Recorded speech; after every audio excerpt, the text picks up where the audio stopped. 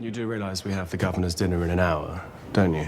Yeah. First rule, don't eat those things. What if it's gross? You're talking, you're munching, right? What if you laugh and spray food all over the deputy lieutenant? Not me. Besides, you're good. Try one. I'm good. You're good now. But maybe get into the shrimp cocktail. 30 minutes goes by. You're sweating. Gut feels like it's gonna bust. You wanna throw up all over the governor? I don't. They're dope as hell. Try one. Come on, trust me.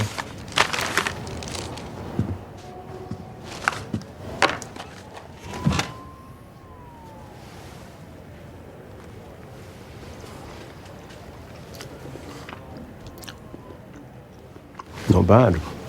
I told you. What's up? What do you know about the governor? You mean like opposition research from the last election? Well, like maybe exactly that. Basically, Marge McCaffrey's boring as fuck. Not a speck of dirt or personality. She's like a nun with a machine gun. Played the game perfectly for decades. She's not gonna drop a stitch now. Well, everyone's got something to hide. That's why I'm gonna get the lieutenant governor ripped and find out what it is. What, and you think he'll give you, a total stranger, his secrets, do you? I just got you to eat street meat. What do you think's in that thing? You got any tips? Excuse me? I'm sure you run some interrogation skills up at, Herefordshire. I'm sorry, where? Come on, you're a squatty, right? I mean, Special Air Service for Her Majesty, Special Ops. Don't look so shocked. I get intel too. How are you right now? No, I'm not high right now.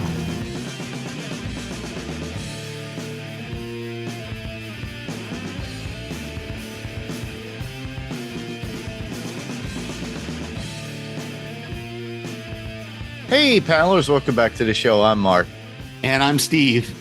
And this is going to be a spoiler-full podcast about Daredevil Born Again Season 2, found on Disney+. Obviously, we kind of skipped a week, so we said we're going to do 2 and 3, so now we're doing 2, 3, and 4. Yeah, a little extra, little bonus content for you to help us keep caught up here. Yeah. So, but with that, we're going to probably do 5 and 6 another week and a half later from this, so keep that in mind. So if we'll put out the feelers of, hey, we're covering these 2 episodes, so if you have any thoughts, put them in the comments when we put out the promotion for it, and be greatly appreciated. But for now, right now, with this particular episode of the podcast, we're covering episodes 2, 3, and 4. We'll probably breeze through them. It won't really take too long because they kind of float into one another. Yeah, there's a lot of stuff in all of them, but it's stuff we can talk about. And I have listened to a couple of their podcasts. The TV podcast series guys did a great job of covering these episodes as well. So Sure. Yeah. So, but I look forward to talking about these. Yep. All right. So we're doing episode 2, which is called Shoot the Moon, and then episode 3, The Scales and the Sword, and episode 4, which is Gloves Off. So go to them individually, Steve. We'll go through Shoot the Moon first, because that was the longest in my opinion, of story, plot, characters, everything. And then the other 2 episodes after, they kind of floated into each other. So we'll start off with Shoot the Moon and then slide right into Scales and the Sword and Gloves Off. How's that?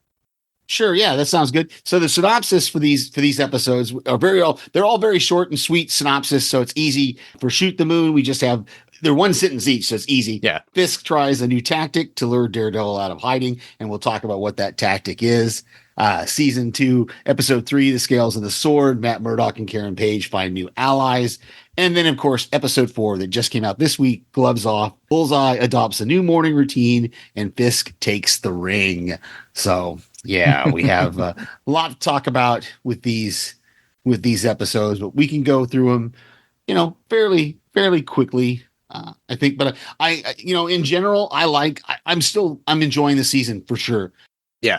I'm a little disappointed that we haven't got Kristen Ritter as Jessica Jones yet. Yeah. And we're halfway through the season. Hopefully we'll get her in the next episode, or at least I don't know, in the last I don't know. I'm hoping we get her pretty soon because I like that character, and I hope we can get see her sooner rather than later. I think we're guaranteed her for like at least a couple of episodes at least.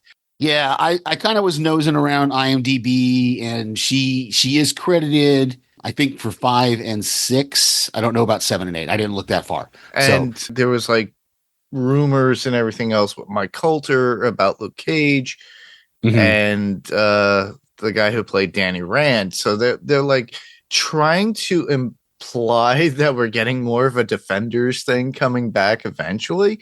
But I'm still looking forward to getting our own Punisher himself, Mr. John Bernthal, too. Yeah, I don't think we're going to get him in this season. I was looking for spoilers on that, and he might show up, but I honestly, as I was digging around IMDb, I did not see a credit for him for this season. So we may not get him until One Last Kill?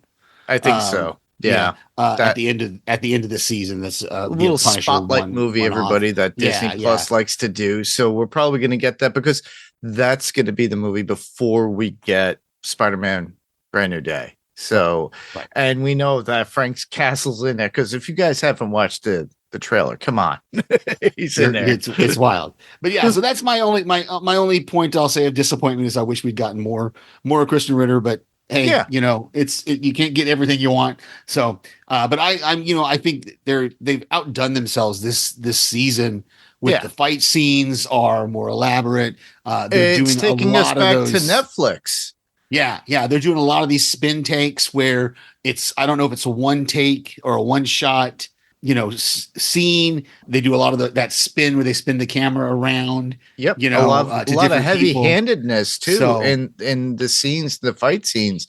That's what I liked about it. More action, more visceral, especially with, we said it's spoiler full. We got a lot more of Bullseye within these 3 episodes. And I'm like, wow, this is amazing.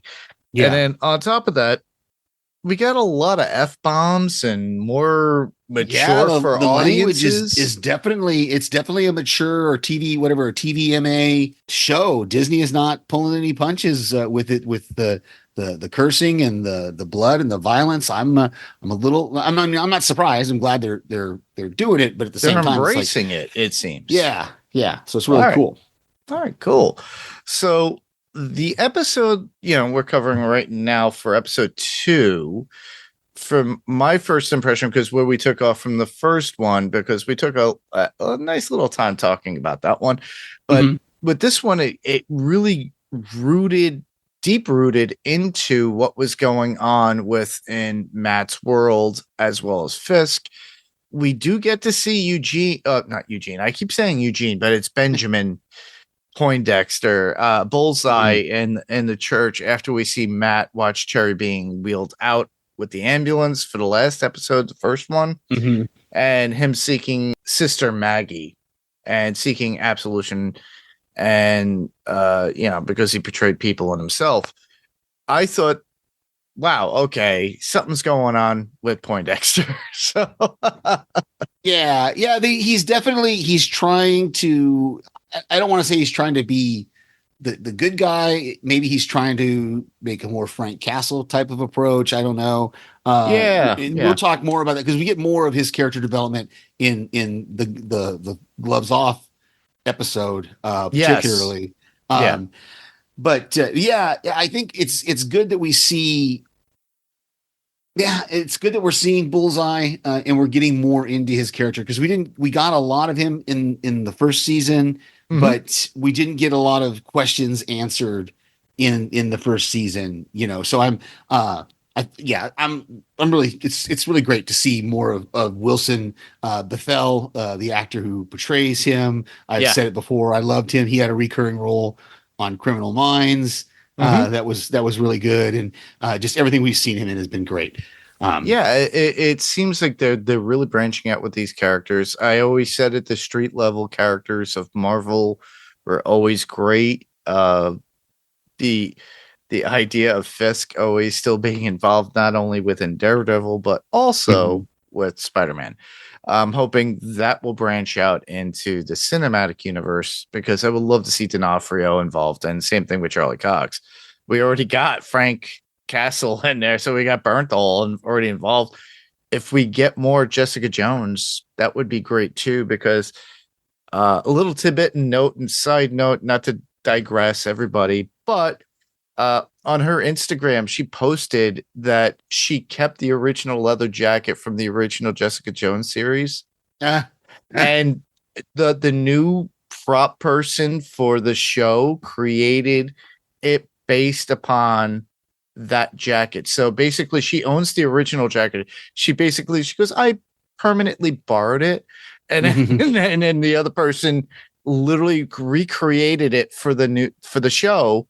So I guess Kristen's going to be utilizing this jacket now, her leather jacket that is pretty much synonymous to the character herself. Yeah. So we're going to get that back again. So I'm looking forward more to, like what Steve was saying, more Kristen Ritter as Jessica Jones. Yeah. But we're getting more of that feel of the old school Netflix feel. And there was an interview with Charlie Cox as well as Vincent D'Onofrio saying how they were very much involved with the character development and everything else, just like they were with Netflix. So I'm glad that the actors are involved with the character and taking devotion into those characters. Yeah.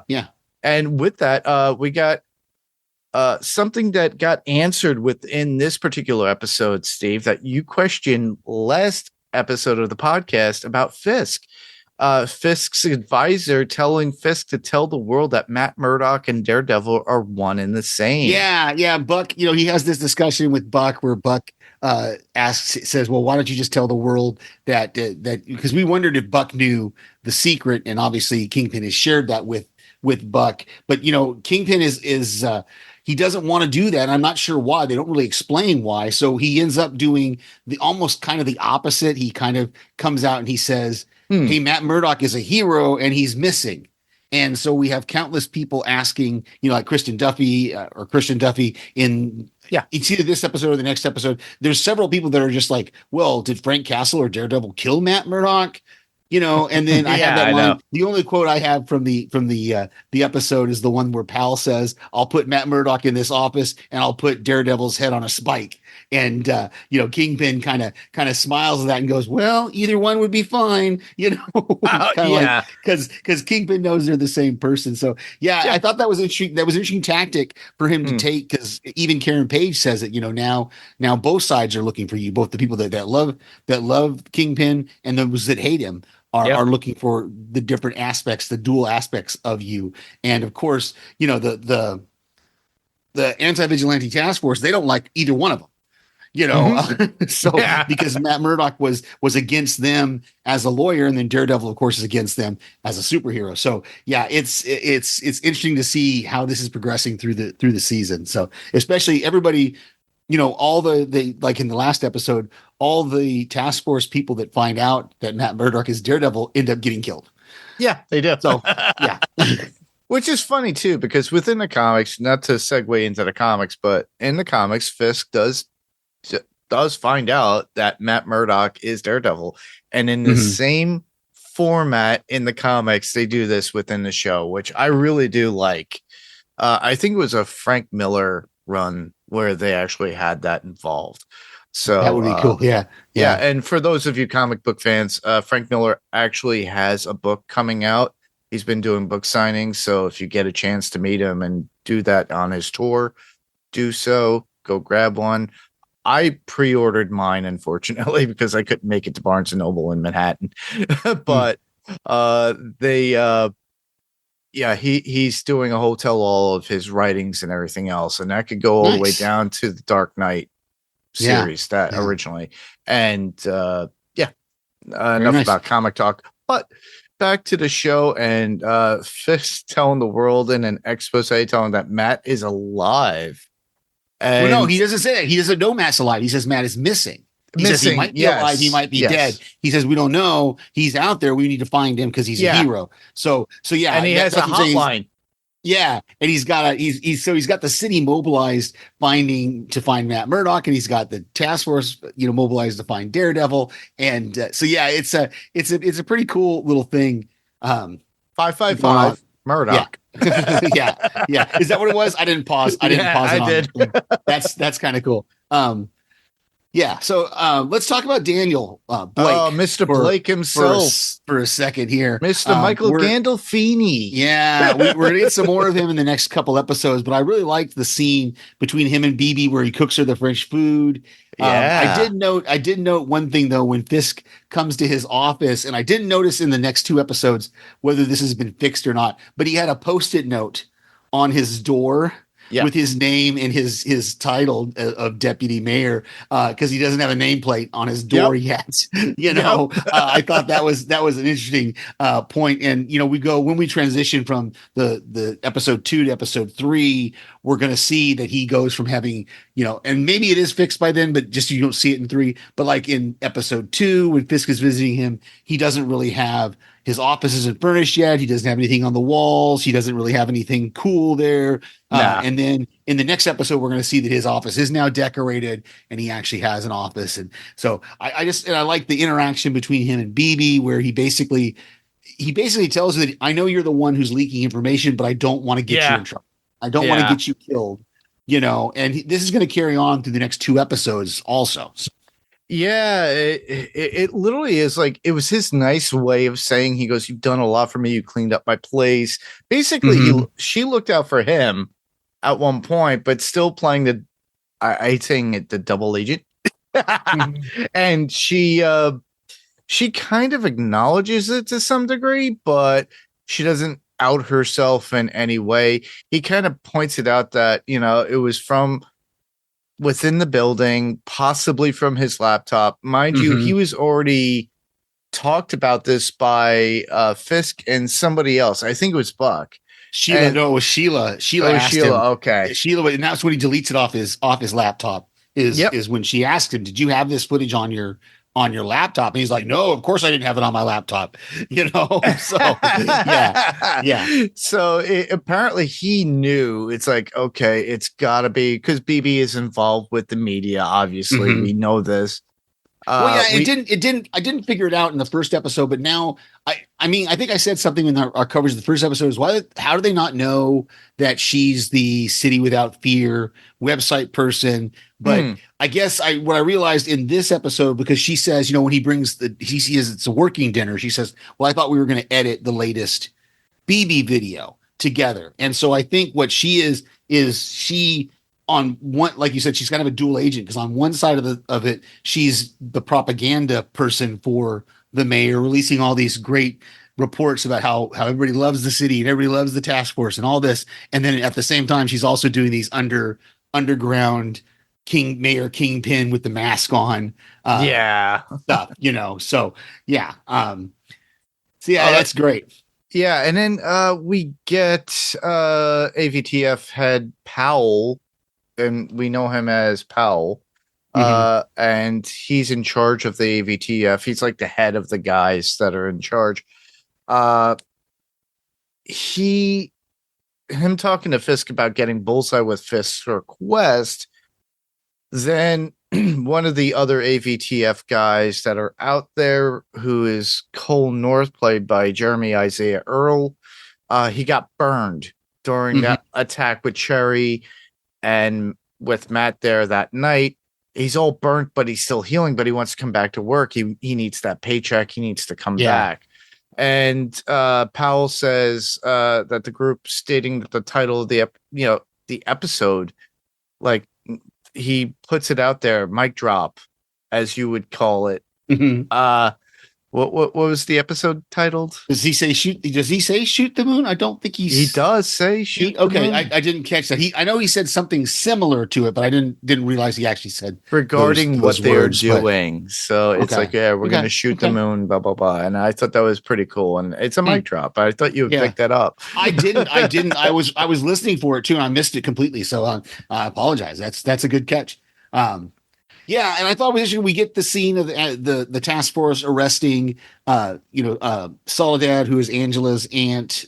She goes to that bodega to get Oh yeah, with the kids who is snack. stealing. Yeah, they're stealing the. And I was a little confused because the kid who was stealing the beer Mm-hmm. resembles Roberto, the guy who's helping Angela. Angela has the same kind of afro Later on hair. from And so when they go outside of the bodega, and I still was confused the second time I watched it, because the kid that steals the beer, he's got the beer, he drops it, it breaks, the owner's holding the shotgun on him, ABTF comes in, they beat up the shop owner because he was taking his own doing his own vigilante justice thing, whatever, but they tripped the kid who was stealing the beer. And then that's where I couldn't tell if that kid is the same kid that's helping her out, or if he got arrested, or what. It was very unclear, because it looked, the kid who was outside the bodega suddenly looks like the same kid who was inside the bodega. So I don't know, maybe he got away in all the scuffle with Soledad grabbing the one guy's arm, and that's where we know this kid from. I'd have to watch the episode again to be for sure that he's the same. It gave me that same vibe too when I watched it. Obviously, we said spoilers. Steve's referencing something we see later on by because we're gonna see. Yeah, it's in Gloves Off. We'll see the kid come back. Yeah, come back again. And that's what I'm saying is I'm not sure if it's supposed to be the same kid who was stealing the beer, or if it's just another actor who resembles that same. Yeah, it's kind of hard, character, because you only get a brief look at him. Yeah, so I wasn't 100% sure about that, but yeah, it's interesting. It's a great scene when she gets taken off, because obviously it's going to lead us right into the next episode, the next couple episodes with that group that gets arrested. So go ahead.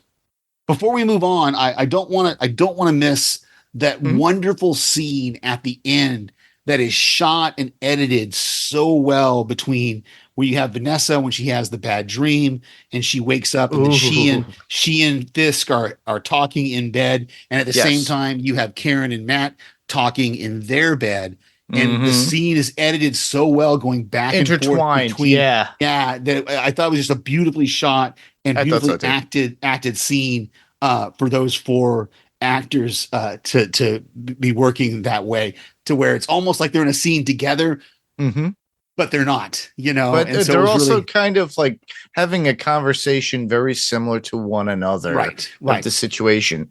Also, I like the fact that it's like the first thing I thought when Vanessa was talking about that with Fisk and getting herself a gun, I'm like, the first thing I thought is like, this is foreshadowing for something. Yeah. And I was just like, this is not going to end well in some way. We've seen it in the comics before. We've seen it in the Netflix series when we got Elektra. Because even with Elektra, we had some issues back then too. Everybody, I know it's not canon to Disney, even though they say it floats in and out because it's the same universe. Right. But the thing was, it's like, I'm looking, going, I'm seeing clues. Yeah. And that's just me as an avid viewer. This is not me dissecting it like I always do. Right. Yeah, the only last thing I have from this episode is that the attack by the task force on Josie's bar at the end, when that scene that we were just talking about gets broken up. Matt changed clothes really fast. like it only took him seconds to get into his Daredevil gear.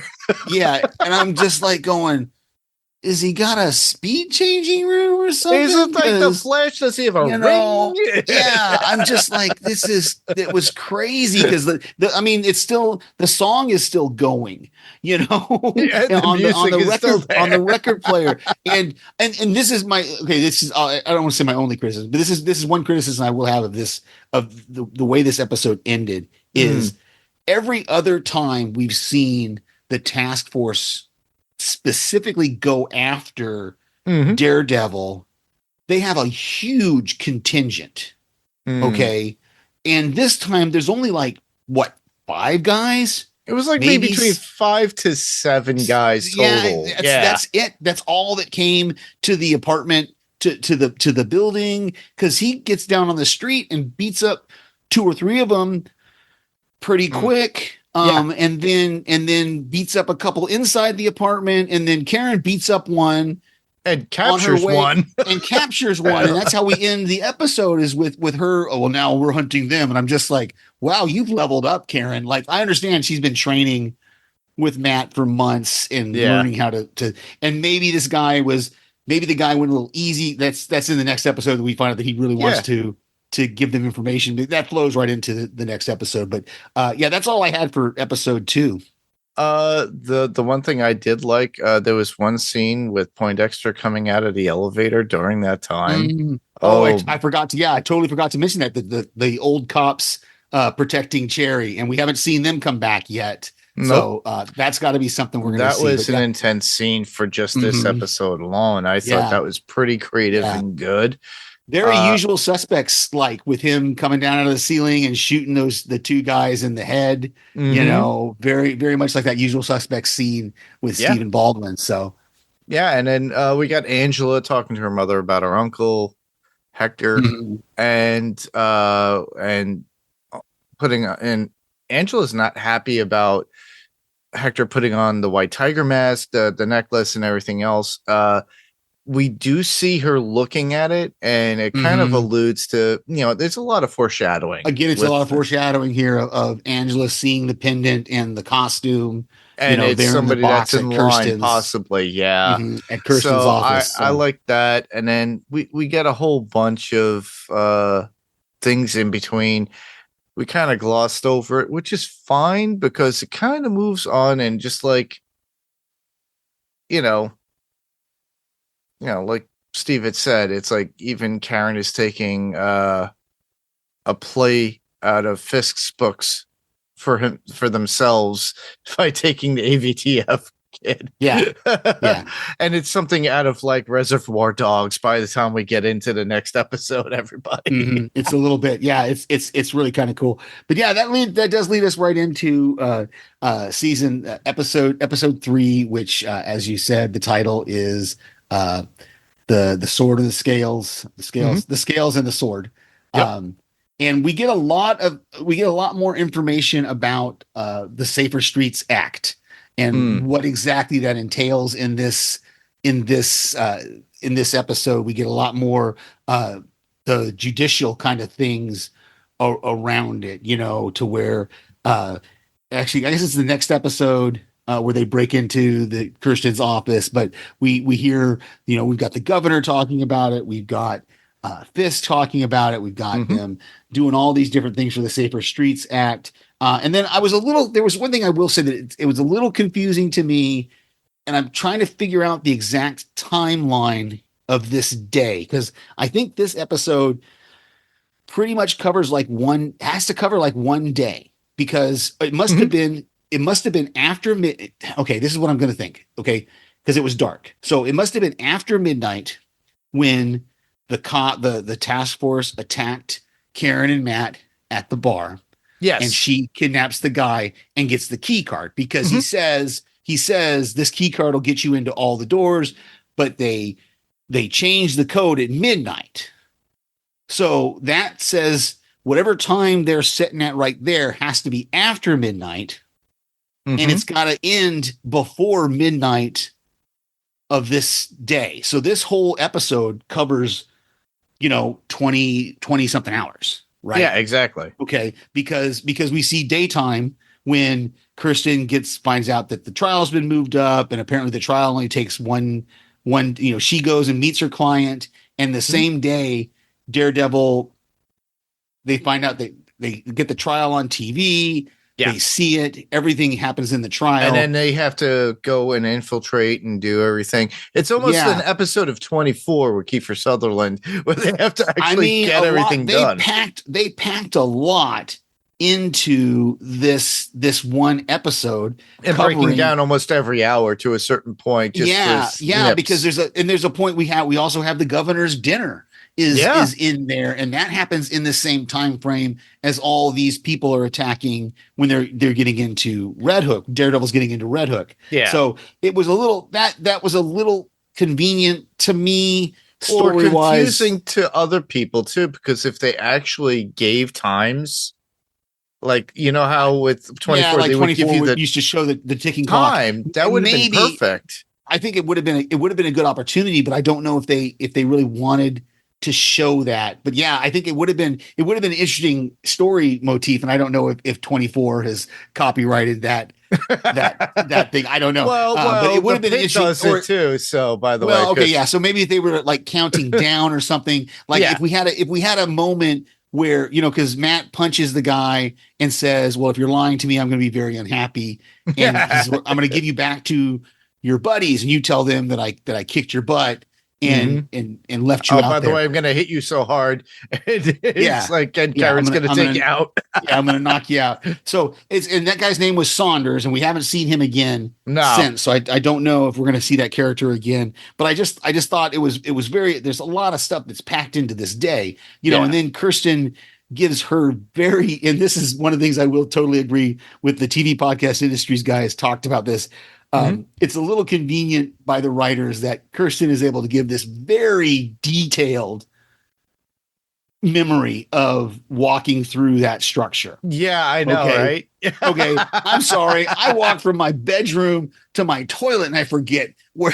I can't really remember the smells, what I heard. Yeah, what the breeze. Yeah, it just it just seemed a little convenient. I mean, I'll accept it though, because it was a super cool scene. Particularly we get that line where she says, "Well, they had me blindfolded, so I didn't see anything." And Daredevil goes, "Oh, I can work with that." It's kind of that tongue in cheek kind of thing. Batman kind of mentality of like, I can diagnose this. Yeah, exactly. Or like in the movie Sneakers, when Robert Redford is able to, describe the car ride when he's in the trunk of the car, and he's describing the smells and the sounds and all those kind of things. It's a cool scene, but it's just a little convenient that it all kind of worked out. So, there was that whole ordeal that McDuffie has to deal with to get to meet with Duquesne, which is the swordsman, everybody. And it's for her to protect him and be his defense attorney for the trial. And tribunal. According to it's not a trial, it's a tribunal. Because it was three judges. Three judges, no jury. 3 judges, no jury. But it was pretty cool for the fact, and then we get to see the whole thing. Within that, we got intersecting conversations with Fisk and the governor, and the talk between Fisk and the governor about the Charter 1855, stating only the governor can revoke that authority for Red Hook at that point, because they had all the weapons and everything. The Freeport Charter. Yeah. Yep. Yeah. And she knew something of what Fisk was doing. And even Karen and Matt knew about that, because it segues to flashing to them and they have that conversation. We do get the governor, who is played by the one and only Lily Taylor. And for those of you who don't know who Lily Taylor is, I'm a Gen Xer, same thing with Steve. We grew up with her. She was in Mystic Pizza in 1988. Say Anything, 1989 with John Cusack, The Haunting from 1999, and The Conjuring, if you remember that, from 2013. Yeah. So she's a familiar actress. She's just a bit older. It took me like two things. I was like, wait, she looks familiar. It's like, I remember her being, I was like, oh, John Cusack. And I right away remembered. Yeah. Joe lies. From Say Anything. Yep. You know how I can tell when Joe's lying? His mouth is moving. Or something like that. It's been a while since I watched that Say Anything, but I love it's a short part of the episode, but the dinner party at Fisk's house where Vanessa kind of tries to set up Buck and Dr. Glenn, Oh setting yeah. them together at the It table. reminded me of a movie when they were doing this whole little thing, and it was so cute. It's like a meet cute kind of thing of like, oh, Yeah. who are you? Who? Well, Daniel's the jester. Well, who are you? And he goes, Yeah. well, I'm the paladin. And Yeah, I'm the knight. I loved how he had something. He was like the king holding court with the governor and then the queen watching everybody's movements. And then he goes, Daniel, and she says, the court jester. And he goes, at first glance, you would think, but then he also might be, and I wrote this down, he might be the heir unapparent. Because remember in the last episode, in that conversation in the bedroom, Vanessa, there's a point where Vanessa and Fisk are talking about him not having an heir, not having anyone to pass the torch on to. So I don't know if that's foreshadowing what's going to happen with Daniel. I don't know, but I just thought that was that heir unapparent was an interesting turn of phrase from Buck there. And when he says, I'm the knight, and she says, well, you got a grand view of yourself. He goes, okay, well then I'm the man at arms. And we know that's kind of what he is because he's been killing people for Fisk and all this. So yeah, I thought that was great.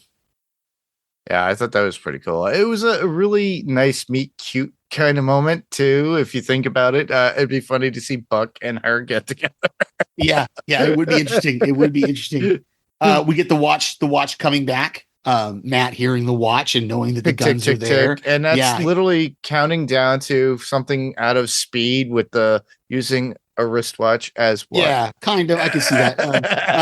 But yeah, and then him having, he has to make the choice. Then he's like, I chose to free the prisoners instead of destroying the guns, and that's going to come back in the next episode as well. A lot of things, like you were talking about, a lot of things from these episodes lead from one episode into the other. next. Yeah. So it's really kind of cool there that he had to make that choice. And then of course we get that amazing fight scene with him and Swordsman fighting the task force guys that were there. Tony Dalton was amazing using just pipes or like even what was it? Prison barbs or whatever it was to take out the AVTF. And I thought he had killed one of them, but then when you get a closer look, it was in his shoulder. Like it went through and through, but it went through his shoulder. Yeah. The guy there was a guy laying on the ground there. So, okay, maybe he's not dead. So, which I thought was, again, this is the other thing that's playing out here between Daredevil, Bullseye, Swordsman, that Bullseye is willing to kill people and Daredevil doesn't want him to kill anybody. Like when he meets the priest there in the next episode when he says, oh, I'm not going to kill him. So yeah, I thought, but that fight scene is another amazing fight scene. It was really cool. Those spin moves with the camera and seeing Swordsman and Daredevil fighting together was really, really cool. Yeah, I really did enjoy that. I love I think that's the reason why it starts to ramp up a little bit more, because it gives you that same feel that we got from the Netflix series when we first saw it, the first season. It was very intense, very rugged, but it was Matt on his own at the time in the very beginning. But now I think Disney's catching up with saying, hey, we need to amp this up. And these Disney Plus Marvel shows are not coming out constantly where we're bludgeoned over the head with them and written so fast. Now they're taking the time to take the work into it, which I do appreciate. And that's it's good writing, it's good visuals, good storytelling. So love seeing Angela wearing the pendant and helping them out there at the end of the episode, helping the people escape and slicing the tires of the task force vehicles so they can't follow them. That was all great again. And it was a little, again, it's another one of those it's a little hokey, but it's a cool scene.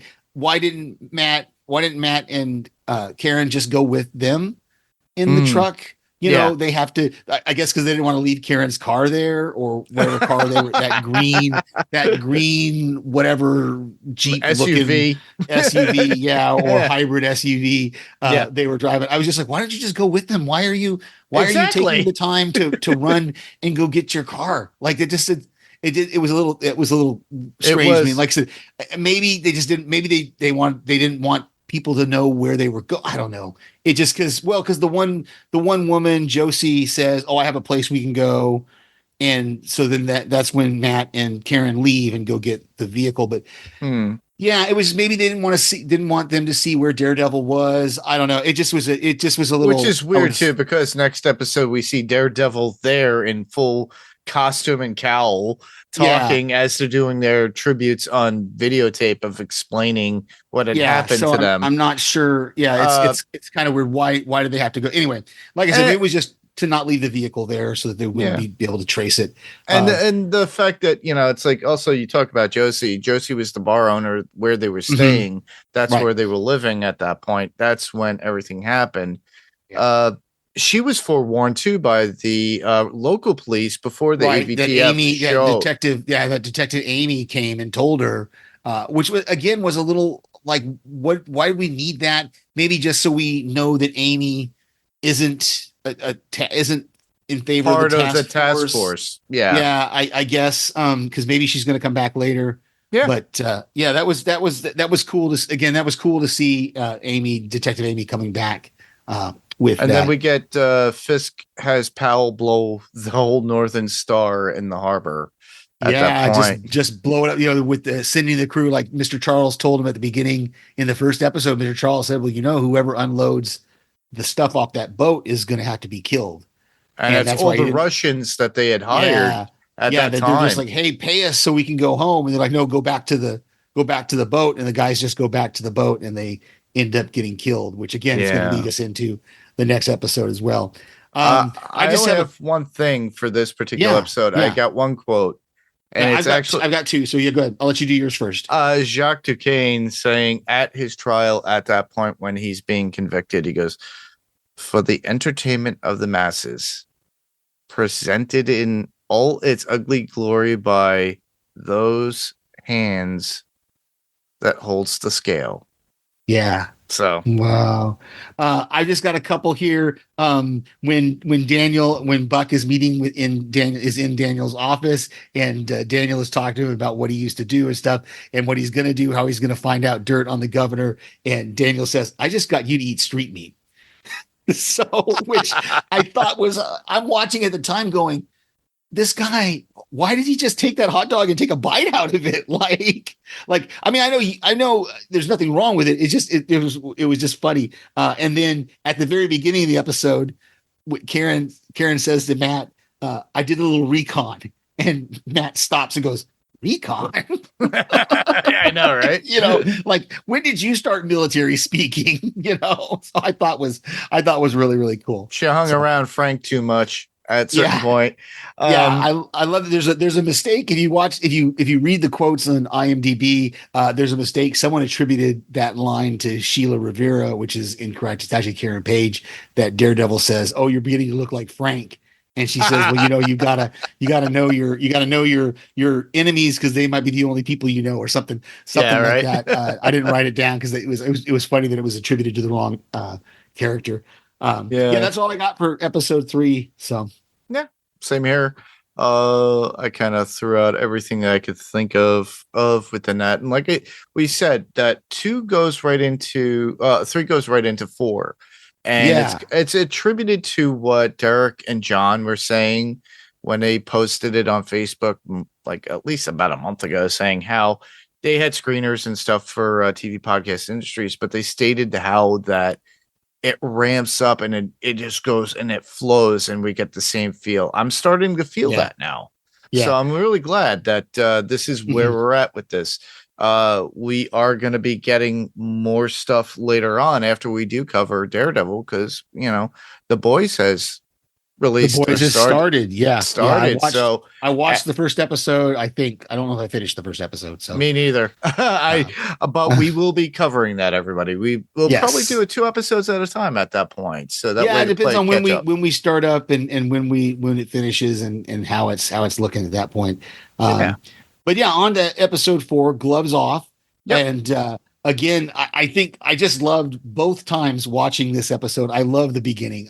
Same here. I used to be, I'm not as much as I was, but I used to be a huge Billy Joel fan. Like I had all from the early 90s when I started buying CDs. I had all of his I had a bunch of his stuff on CD, and New York State of Mind is one of my favorite songs, which is it's just a cool, it's got such a long piano intro. In fact, I'd totally forgotten about it. And until I watched it, I'm watching this episode, I go, that's New York State of Mind. Is this an instrumental version of New York State of Mind? And then I realized, no, the first piano intro is just so long. It is. It's the original album version. That's why. Yeah, it's really, really cool. I really loved it. It reminded me a lot. If you ever saw the movie One Good Cop, stars Michael Keaton as a cop in New York. It's got that beginning has a very similar vibe with us seeing Bullseye wake up, do his little calisthenics, do his stretching,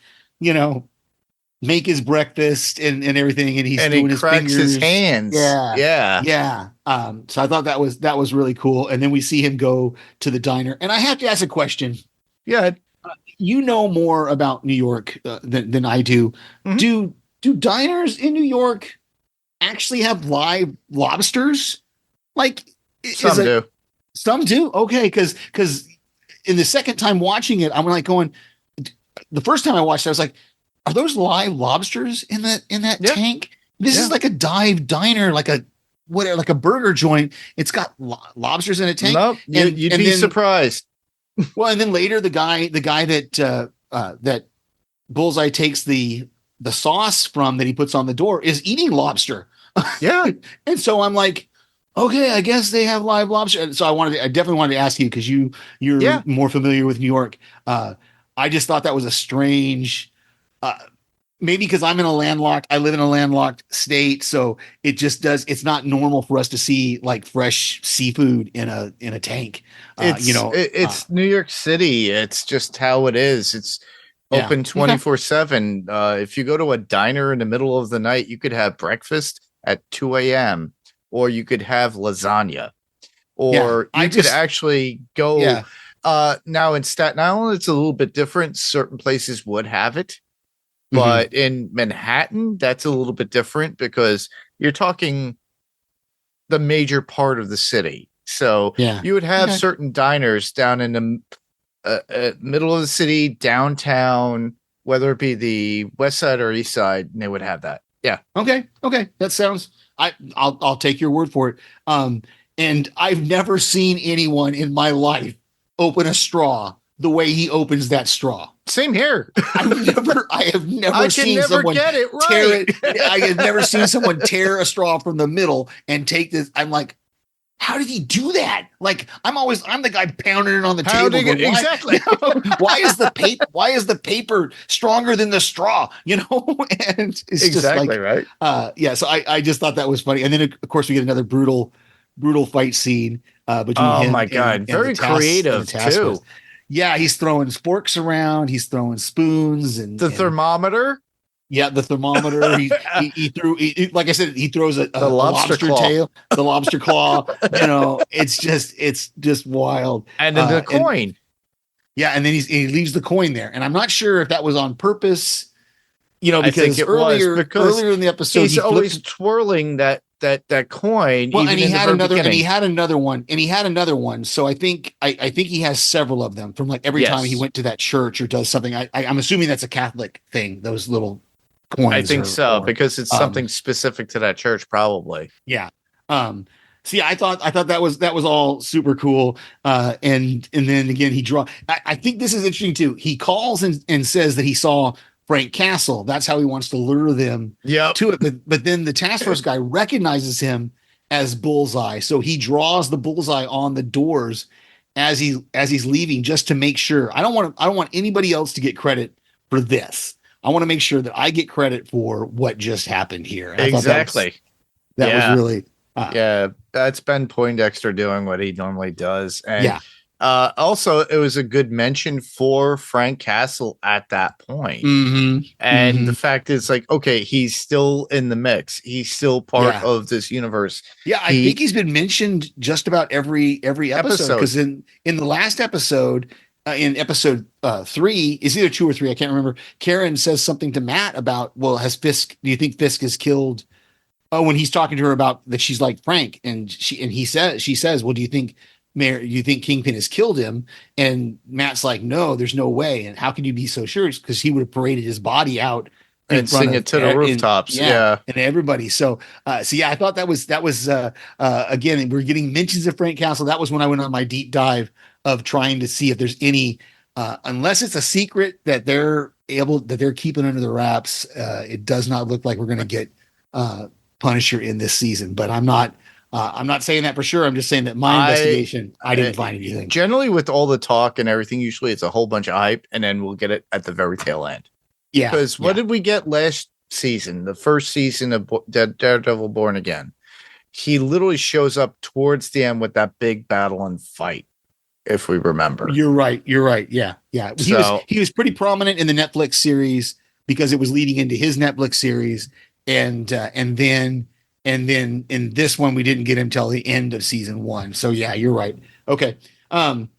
I think it was cool. We get Matthew Lillard again coming back as Mr. Charles, and he's spouting off his facts about wombats and their excrement. I did not look that up to see if that was true. I don't know if it's true or not that wombats poop out. He has a hold on Fisk and everything, and he definitely has ties with the government.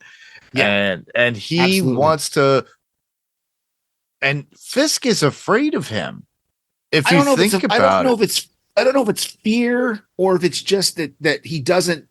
I don't think it's fear that Fisk feels toward him. I just think it's that he doesn't like to have to deal with him. I think that's what it is, because Buck kills those 2 guys that Mr. Charles had with him very easily, and then as he's walking out, Kingpin says, "Don't meet me like this again. Next time you call ahead." So he's definitely.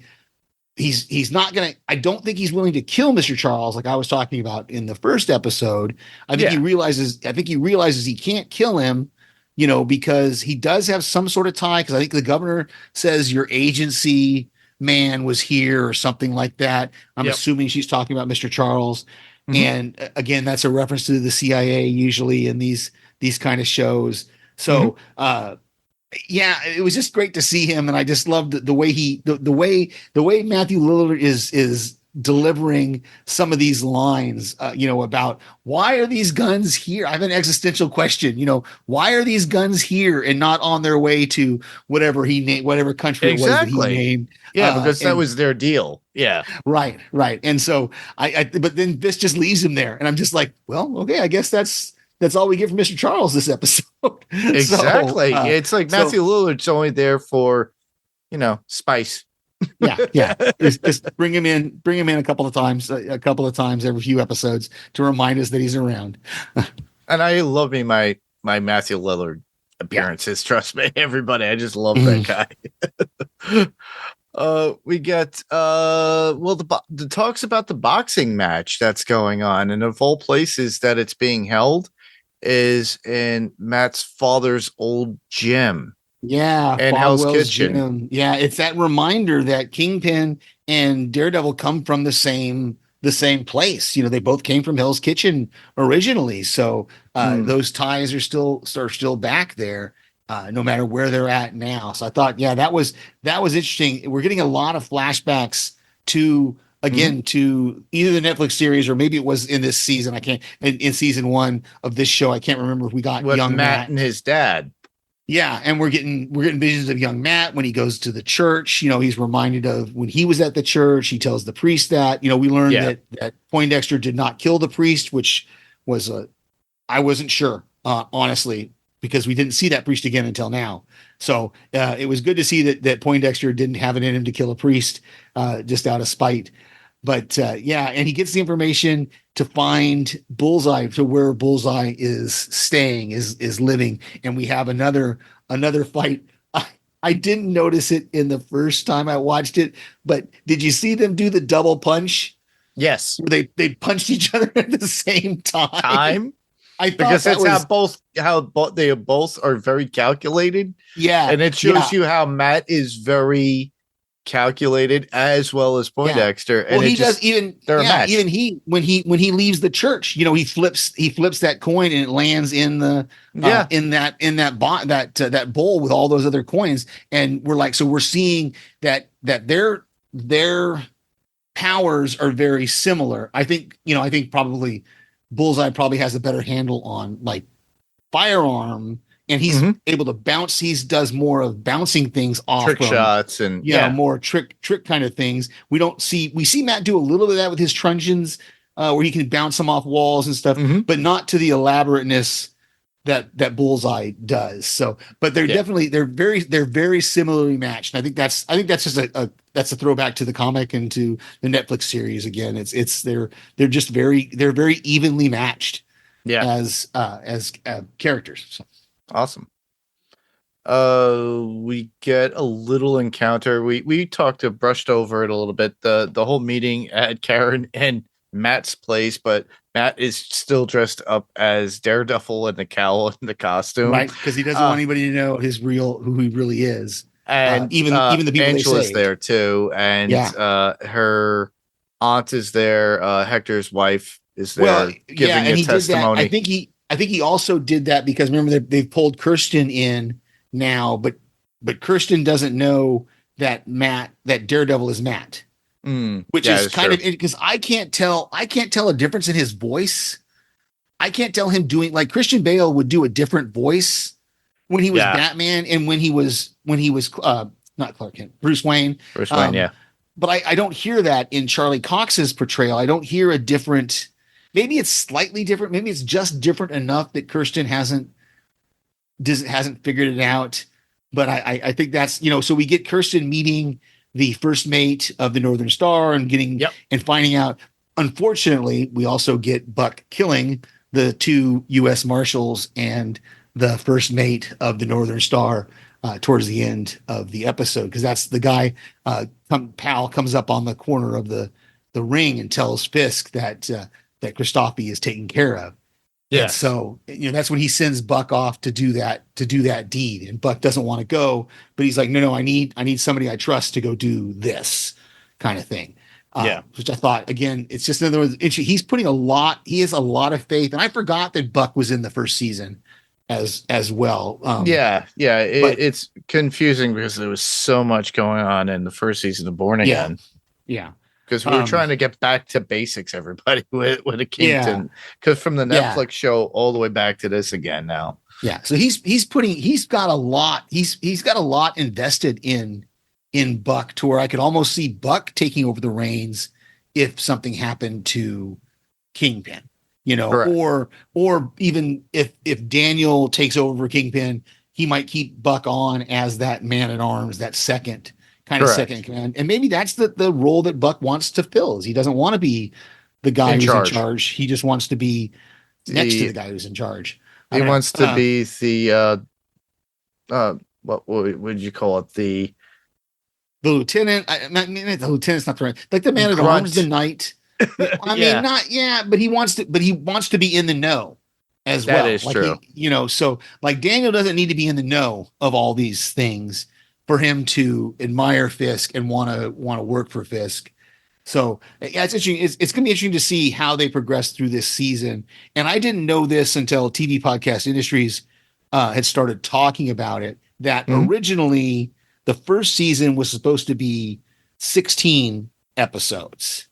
And so according to, again, I don't know where they got this from. It was an interview or what, but they said it was supposed to be a 16 episode season that then got split into 2 seasons. That's why we were able to get the second season out so quickly after the first one. Interesting. To whereas I don't know the third season, if we're going to get how much time we're going to have to wait. Well, they are currently filming as far as I know. That's why I mentioned earlier about Kristen Ritter and her jacket and everything. There have been rumors of like Mike Coulter being on set and Defenders people and stuff like that. But you know, they're shooting it. They're shooting it. So we'll see how quickly they can turn it around. So, Mhm. And the only they thing, could possibly be doing another Dexter show. Who knows? I think so. I'm pretty sure it got. I think they're writing it because I don't think it was written because they didn't get the green light for a second season until Yeah. a few months back. Anyway, that's another podcast. The only thing I've got left for episode 4 is the total surprise that, and I'm assuming she's going to be dead in the next episode, but maybe not. I mean, people. Well, Poindexter's showing up at the boxing ring, right, and then Vanessa taking that glass shard and to using the gun. Everybody, she used the gun that she was able to shoot Poindexter because he was concentrating on Kingpin. She was able to shoot him, and that threw his aim off. So Kingpin was able to block the glass statuette, and then of course one of the pieces flies into Vanessa's head. And I'm like I said, it's possible she could survive. That's a pretty traumatic brain injury, even if she does survive. So we'll have to see what the next episode brings for us. We mentioned it before. There's a lot of foreshadowing. Last episode, there was something that I didn't bring up. Remember when Vanessa had a dream and she woke up out of the dream? She had the gun and everything else. As we're seeing both her and Wilson Fisk in bed, the flower is a bluish tint. Yeah, in the dream it's blue, and when she wakes up, it's red. Exactly. So it shows something that is foreshadowing to the point of something's going to happen to Vanessa. We find out at the end she does get hurt. Whether she's dead or not is another story. But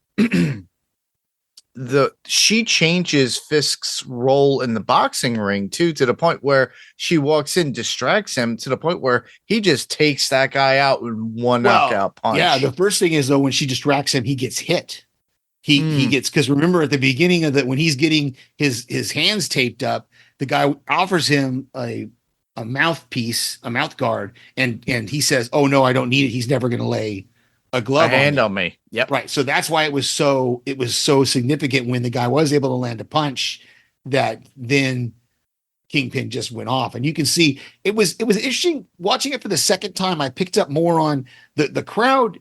At first, the crowd seems almost horrified at what he's doing. But then when the fight ends, they're like all like cheering and everybody is all happy again. And I'm like going, this guy's laying on the mat, like he might be dead. I mean, I'm sure he's probably alive.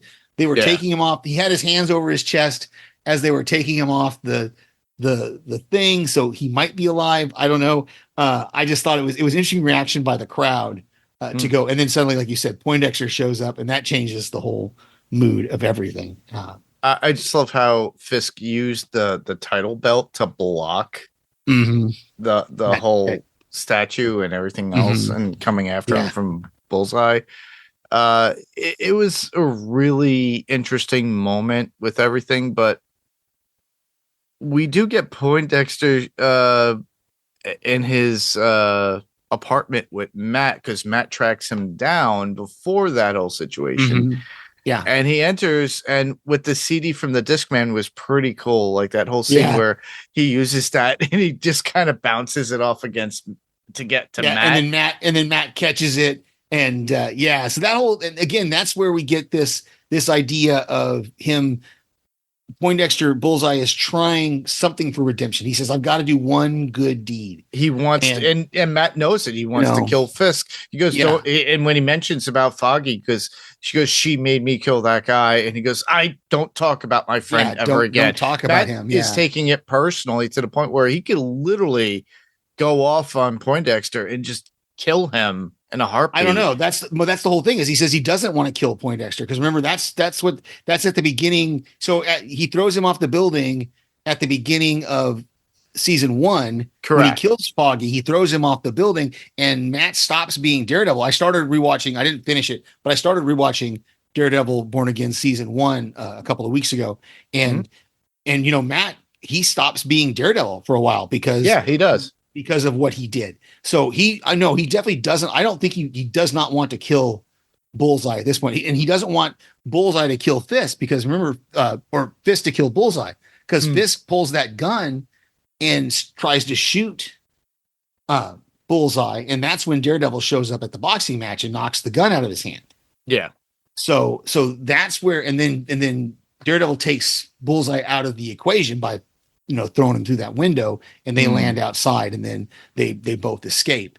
But yes, I don't think Daredevil wants to kill Bullseye, and he doesn't want this to kill Bullseye. He doesn't want anybody. Matt doesn't want to do that. Yeah. He wants to go back to the no killing thing, So, which is part of the reference to how Karen was talking about Frank, and he goes, "I don't want to be like Frank." Right. And even Karen has said that Frank has not been killing. Well, no, she wants Frank. No, that's what she says. Is she says, "Why don't we let Frank do what he does?" That's what she said to him in that episode. She said, "No, let's let Frank." And that's when Matt says, "No, we can't. We don't want to kill Bullseye." And so we don't know. And you might be right. Frank may not be killing. Frank's not doing anything right now, is what they say. He's Frank, not doing anything. We won't know about Frank until the end of the season, or for the little spotlight movie that we get. Yeah. So that's what I'm saying is we don't know what Frank's doing now. We just know that he's not doing anything. Apparently. So you're right. He's not killing people at the moment, as far as we know. So, I just had a couple of quotes. Good. That at the beginning, after Bulls, when he's walking out of the diner, he says that was a great milkshake. I just thought that banana was milkshake too. And then when the task force break into Kirsten's office and they're looking for the swordsman, she says, "Well, maybe he's hiding under a stack of files or behind that glass wall over there."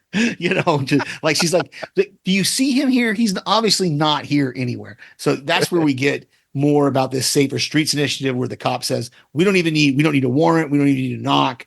We can just declare it's a very, totalitarian, kind of thing, to where they're like, we can do whatever we want on just by calling it Safer Streets. So. Awesome. That's all you had? That's all I have. All right, cool. I don't have any quotes or anything. The only thing I have in notes are literally referencing towards the actors and everything. I got some interesting information that I watched, that you see things online. Apparently Michael Gandolfini has been watched over by John Hamm over the years, ever since his father's death, and has been helping him out with acting.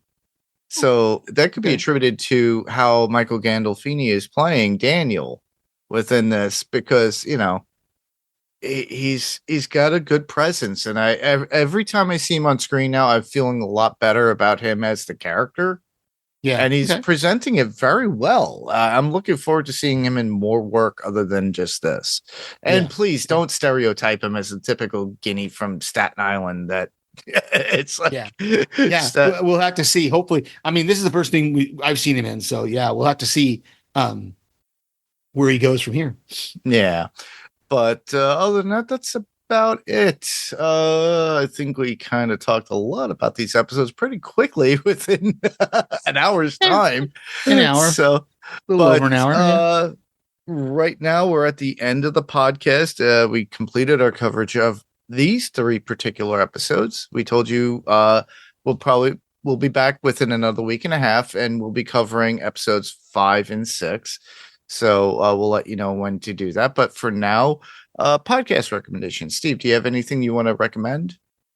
Yeah, I would jump out there and just say the TV podcast industry's coverage. They're covering a lot of stuff right now. They're covering Invincible, the new season of Invincible. They're covering The Boys. They're covering this Daredevil Born Again. So check out TV podcast industries and Podcastica, all the stuff that they're doing. Podcastica took a little bit of a break. Jason, I guess, did a little bit of vacation, but the biggest thing I would say is what I'm listening to right now is the TV podcast industry's guys talking about this show, and awesome. And the companion podcast for the official podcast is pretty good. Yeah. Because every show nowadays seems to have a companion podcast for it, whether it be Disney, Paramount, or whatever. Yeah. I would like to recommend our friend Ben Beck with his podcast, the Wilhelm podcast. So check that out. We're at that moment where can listeners hear us, Steve? Well, I can be heard right here, obviously, on Panels to Pixels every week or every couple of weeks, depending on how our schedule is working out. And then I send I can guest host on a lot of things. I'll make listeners aware of that when those are coming up. But I also send voicemails to various podcasts that our friends do as well. Awesome. Well, I can be heard here as always on Panels to Pixels podcast. I can be heard on Adrenaline Cinema podcast, which we just released. Rise of Planet of the Apes. Jerry and I had covered that recently. We're going to be doing a little bit more there on that particular podcast as well. You can hear me on the Kaiju Cast podcast with my friend Dimitri as we cover Monarch Legacy of Monsters Season 2, which is a collaborative podcast with Podcastica. So check that out. Just go to our Facebook group and check those out. As well as the Pyrocore Entertainment podcast, as always, if and when we do something else. But for listeners, for you to send any sort of feedback, we did put something out recently, a while back, for episodes 2 and 3. 4 just kind of sprung up on us as we did this sporadically, but you had more than enough time. But for you to get your feedback to us, Steve, how could they get back to us? There are several ways, as Mark mentioned. You can contact us through our Facebook group, which is facebook.com/panels2pixels. You can email us at panels2pixels1@gmail.com. That's panels2pixels, the TO spelled out right there in the middle, and then the number 1 at gmail.com. We also have a YouTube page, which is Panels to Pixels Podcast. When you click on that, click the bell to get notified when those YouTube things come out. We can also get feedback there. And as always, if you want and do give us some love and go to pyrocoreentertainment.com, check out all the other podcasts on the network, including What's On Tonight, Dinner for Her, Adrenaline Cinema, all the other stuff that we have done before, and the previous podcast from Fantasy Picks Movie Edition with the boys, with Frank Gonzalez and Adam Gonzalez and Frank Rodriguez and Rob Moda and myself, as well as everything else that we have there. We'll be putting up some sort of links to eventually for Kaiju Cast podcast, so keep that in mind. For us now, next episode of the podcast, we're going to be covering Daredevil Born Again Season 2 episodes 5 and 6. When we come back, we will notify you within social media to let us know. But other than that, that's it. That's our podcast. And I just want to thank everyone for listening. I'm Mark. And I'm Steve. Same podcast, different panel, different pixel. And this was Panels to Pixels podcast. And we'll see you on the next panel. We'll talk to you guys later. Good night. Bye-bye.